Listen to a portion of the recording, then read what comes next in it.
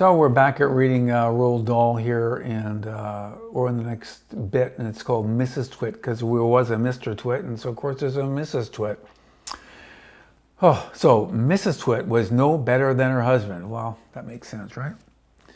She, of course, did not have a hairy face. It was a pity, because that at any rate, it would have hidden some of her ugliness.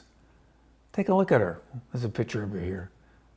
I'm not going to show you because it's just too disgusting, so never mind that. Have you ever seen a woman with an uglier face than that? I doubt it. But the funny thing is that Mrs. Twit wasn't born ugly. She had quite a nice face when she was young. Her ugliness had grown upon her year by year as she got older. Why would that happen? Well, I'll tell you why.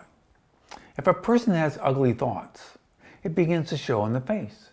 And when that person has ugly thoughts every day, every week, every year, the face gets uglier and uglier till it gets so ugly you can hardly bear looking at it.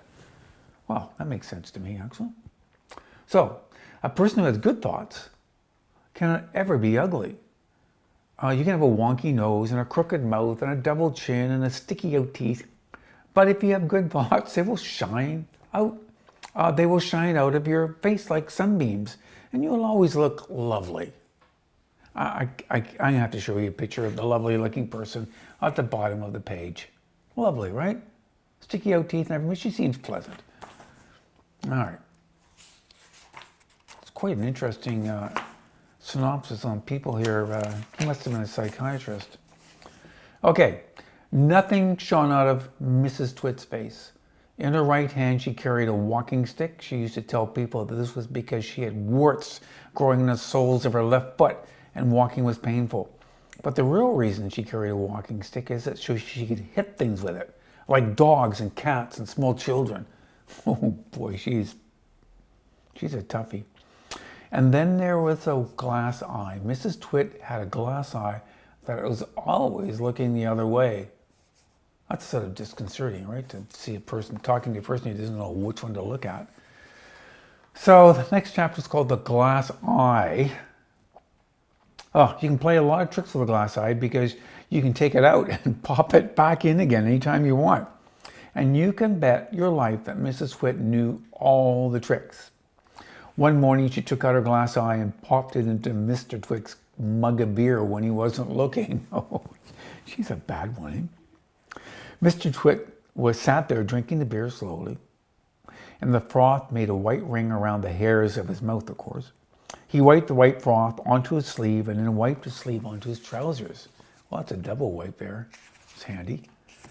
You're plotting something, Mrs. Twit said, keeping her back turned so that he wouldn't see that she had taken out one of her glass eyes.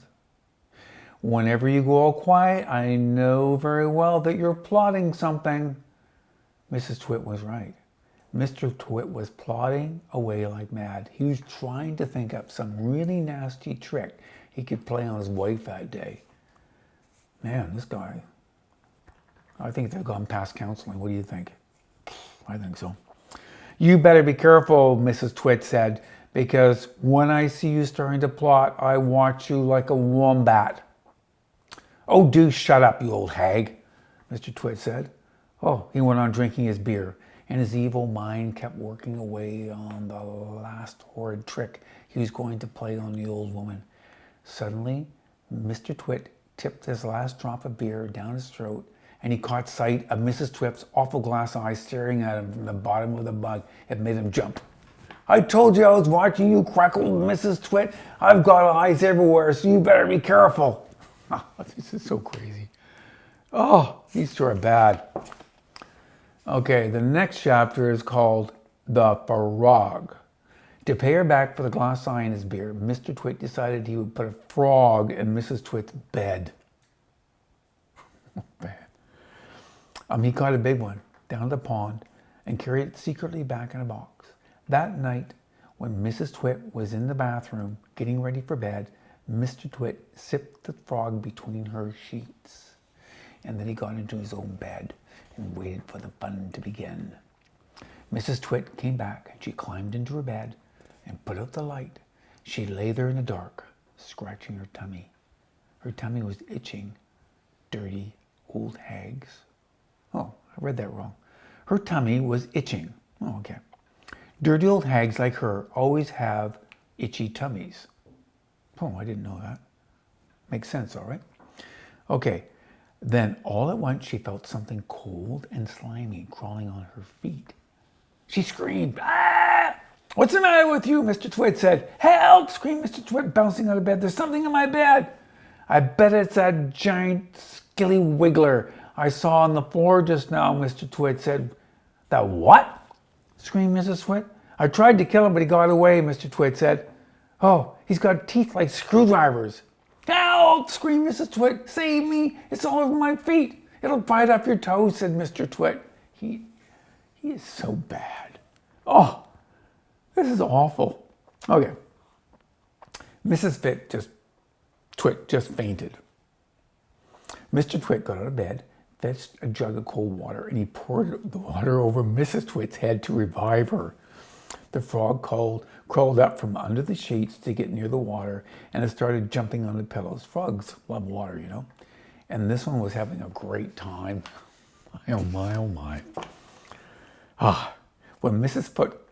Twit came to, the frog had just jumped onto her face, and this was not a nice thing to happen to anybody in bed at night. She screamed again. Ah! Oh, by golly, it is a giant skillywagner, Mr. Twit said. "It'll bite off your nose." Mrs. Twit left out of bed. She flew downstairs and spent the night on the sofa. The frog went to sleep on her pillow. I'll stop there.